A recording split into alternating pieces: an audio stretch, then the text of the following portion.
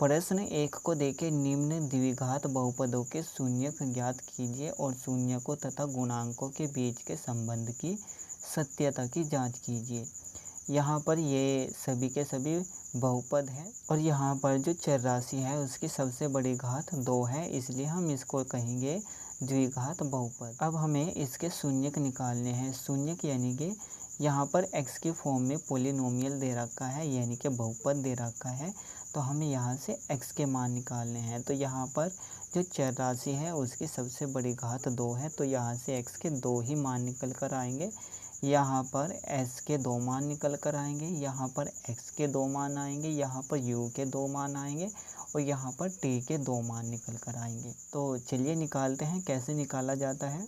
सबसे पहले तो इसी को लिख लेंगे जो यहाँ पर बहुपद दे रखा है, x² माइनस 2x माइनस 8 ये दे रखा है।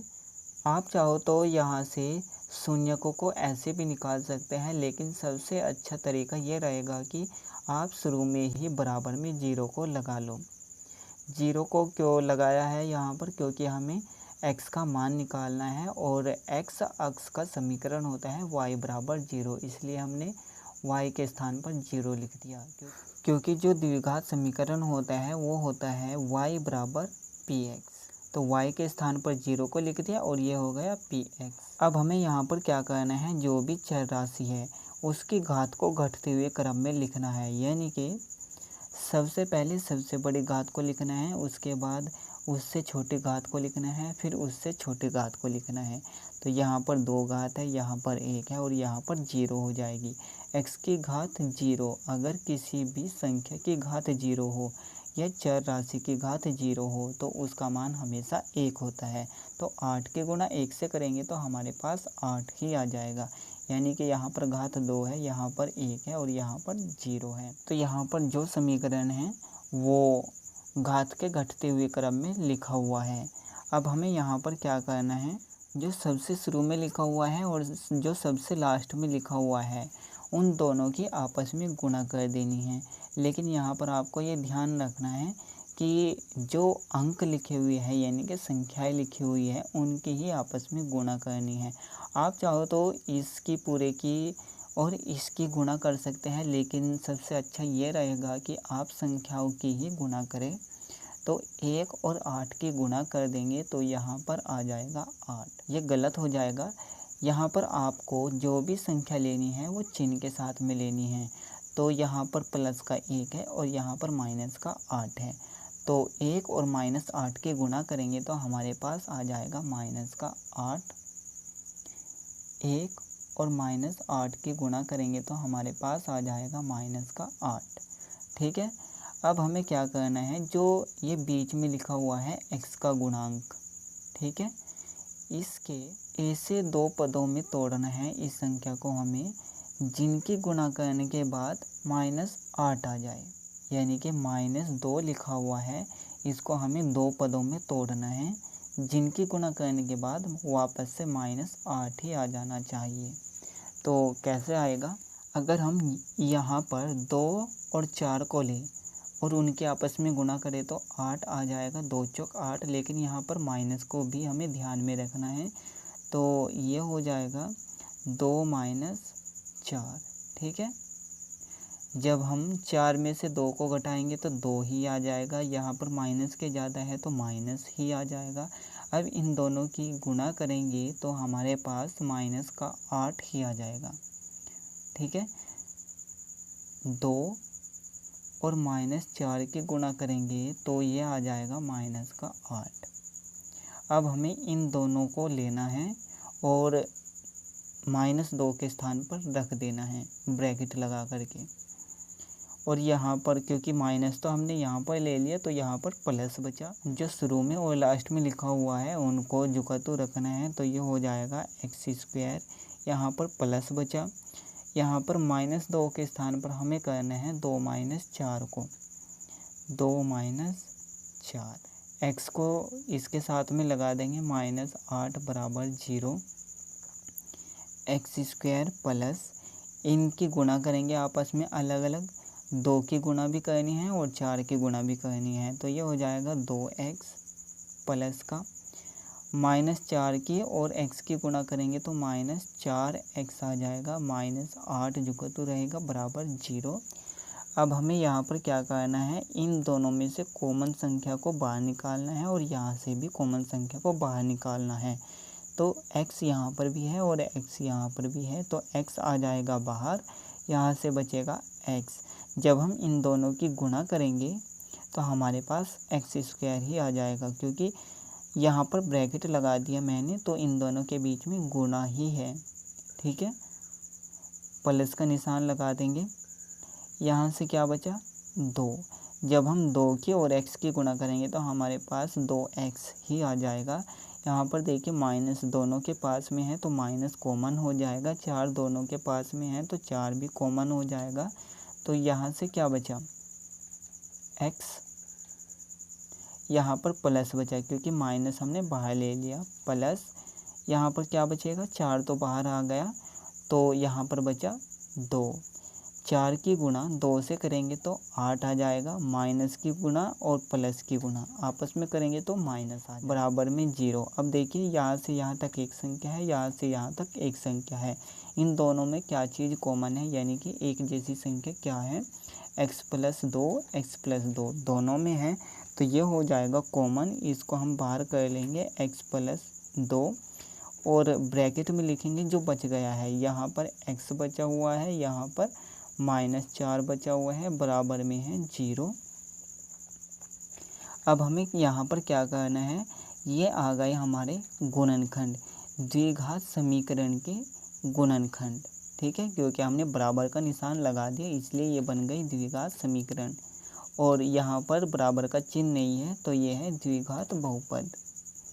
अब हमें यहाँ पर क्या करना है, एक बार इस गुणनखंड को 0 के बराबर रखना है और x का मान निकाल लेना है, एक बार इस गुणनखंड को 0 के बराबर लिखना है और x का मान निकाल लेना है। ठीक है, तो यहाँ से 2 मान निकल कर आएंगे क्योंकि ये द्विघात समीकरण है।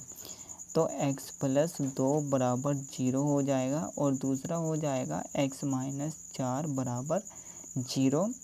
2 को दूसरी तरफ लेकर जाएंगे तो माइनस में जाएगा क्योंकि इस तरफ प्लस में है, तो x का मान हो जाएगा -2। अब यहाँ पर क्या होगा, -4 को हम दूसरी तरफ लेकर जाएंगे तो ये प्लस में चला जाएगा। ठीक है, x का मान हो जाएगा +4। अब हम यहाँ पर क्या करेंगे, पहले वाले को अल्फ़ा मान लेंगे और दूसरे वाले को बीटा मान लेंगे। ये हमारे पास शून्यक ही निकल कर आए हैं जो कि हमें निकालने थे। ठीक है, निम्न द्विघात बहुपदों के शून्यक ज्ञात कीजिए, तो ये शून्यक आ गए, 1 - 2 और 1 4। तो इसको अल्फ़ा मान लेंगे तो अल्फ़ा हो जाएगा -2, इसको बीटा मान लेंगे, ये बी की तरह का होता है लेकिन नीचे की तरफ थोड़ा निकला हुआ होता है ये। ठीक है, बीटा बराबर हो जाएगा 4। अब हमें क्या करना है, शून्यकों तथा गुणांकों के बीच के संबंध की सत्यता की जांच करनी है। यहाँ पर ये जांच करनी है कि जो हमारा 2 शून्यक निकल कर आए हैं अल्फ़ा और बीटा, वो सही है या फिर गलत। उसकी जांच कैसे करेंगे, चलिए यहाँ पर देख लेते हैं। पहले तो यहाँ पर लिखेंगे सत्यता की जांच, सत्यता की जांच। सत्यता की जांच करने के लिए 2 फॉर्मूले होते हैं। पहला फॉर्मूला होता है अल्फ़ा प्लस बीटा बराबर होता है -b/a, -b/a, और दूसरा फॉर्मूला होता है अल्फ़ा इंटू बीटा बराबर c/a। अब हमें यहाँ पर क्या करना है, इस फॉर्मूले को लेना है, यहाँ पर लेफ़्ट हैंड साइड को लेना है, यानी कि अल्फ़ा प्लस बीटा को लेना है और लास्ट में -b/a को लेकर आना है। उसके बाद अल्फ़ा इंटू बीटा को लेना है और लास्ट में c/a को लेकर आना है। कैसे लाएंगे, चलिए देखते हैं। अल्फ़ा प्लस बीटा लिखा हुआ है तो अल्फ़ा के स्थान पर -2 को रखेंगे, बीटा के स्थान पर 4 को रखेंगे। ठीक है, तो ये हो जाएगा अल्फ़ा प्लस बीटा बराबर -2 + 4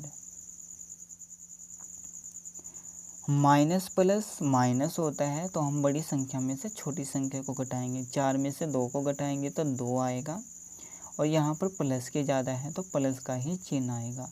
अभी हम इसको यहाँ पर ही छोड़ देंगे। अब हम निकालेंगे अल्फ़ा इंटू बीटा को, अल्फ़ा इंटू बीटा, यानी कि इन दोनों की गुणा कर देंगे।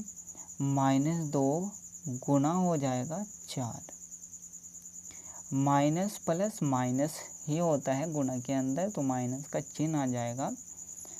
2 चौक 8, ये आया हमारे पास। अब हमें यहाँ पर क्या देखना है कि जो नीचे की तरफ लिखा हुआ है वो सेम लिखा हुआ है, तो हम यहाँ पर क्या करेंगे, इसके बटे में भी 1 कर देंगे और इसके बटे में भी 1 कर देंगे, क्योंकि जब हम 2 को 1 से भाग करेंगे तो हमारे पास 2 ही आ जाएगा। जब हम 8 को 1 से भाग करेंगे तब भी हमारे पास 8 ही आ जाएगा। ठीक है, और नीचे 1 रखने से हमारा जो है ये भी सेम आ गया, जो कि हमें सेम चाहिए था। ठीक है, अब यहाँ पर क्या करना है, अल्फ़ा प्लस बीटा से माइनस बी को लेकर आना है। तो हम क्या करेंगे, इसको माइनस माइनस करके लिख सकते हैं, यानी कि माइनस बाहर आ जाएगा और माइनस ही अंदर आ जाएगा, बटे में 1 हो जाएगा। ये तो प्लस में ही रहेगा क्योंकि दोनों तरफ प्लस में है। तो यहाँ पर ये गुणा है, यानी कि यहाँ पर 1 लिखा हुआ है और गुणा -2 लिखा हुआ है। जब हम -1 की गुणा -2 से करेंगे तो हमारे पास प्लस का 2 ही आ जाएगा। माइनस माइनस प्लस, 1 की गुणा 2 से करेंगे तो 2 आ जाएगा। ठीक है, तो हम इसको लिख सकते हैं माइनस, ये हो जाएगा b। ठीक है, b बटे में a ये हो जाएगा, जो कि सेम है। अब इसी तरीके से इसको भी लिखना है, ये c प्लस में है तो इसको ब्रैकेट में बंद कर देंगे और बटे में 1 आ जाएगा, क्योंकि दोनों प्लस के हैं। तो ये हो जाएगा c का मान और नीचे हो जाएगा a का मान। अब देखिए a का मान क्या आया है हमारे पास, ये a हो जाएगा। a का मान क्या आया हमारे पास, 1, यहाँ पर भी 1 है। ठीक है, और यहाँ पर देखिए समीकरण में यहाँ पर भी a का मान 1 ही है। अब देखिए यहाँ पर b का मान क्या है, b यहाँ पर है, माइनस को तो छोड़ देंगे और यहाँ पर जो ब्रैकेट के अंदर लिखा हुआ है वही हमारा b है, तो b की तरह है -2, तो यहाँ पर देखिए ये भी -2 ही लिखा हुआ है। अब c को देखिए, c क्या है, प्लस में, तो ये -8 है, क्योंकि हमें चिन्ह के साथ में संख्या को लेना होता है, तो -8 c है। आपको पता होगा कि द्विघात समीकरण कुछ इस तरह का होता है, ax² plus bx plus c बराबर 0। यहाँ पर प्लस प्लस होते हैं, इसलिए हमें यहाँ पर माइनस को भी साथ में लेना पड़ा। यहाँ पर